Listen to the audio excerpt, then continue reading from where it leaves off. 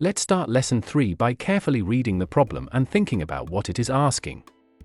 A rope is 3/4 meter long and weighs 72 grams.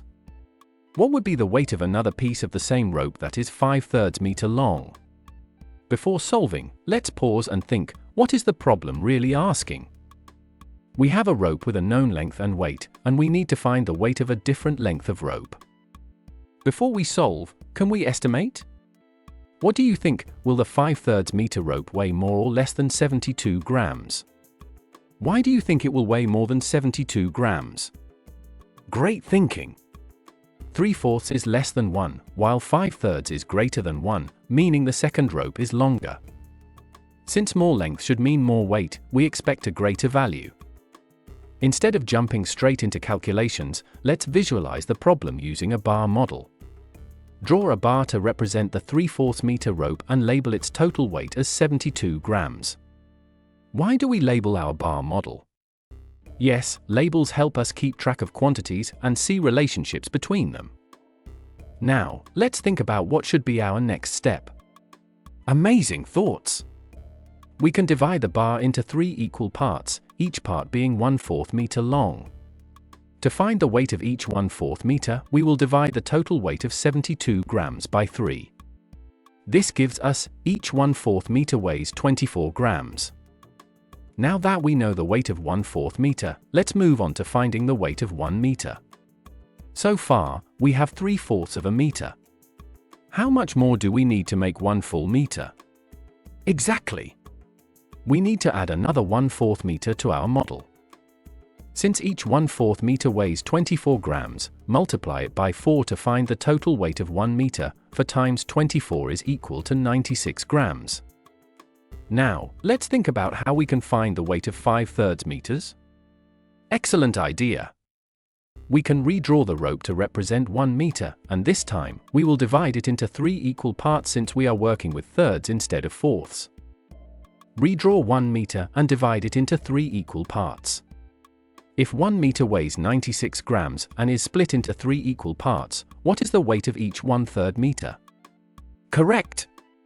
96 divided by 3 is equal to 32 grams. To find the weight of 5/3 meters, extend our model to represent 5/3 meters.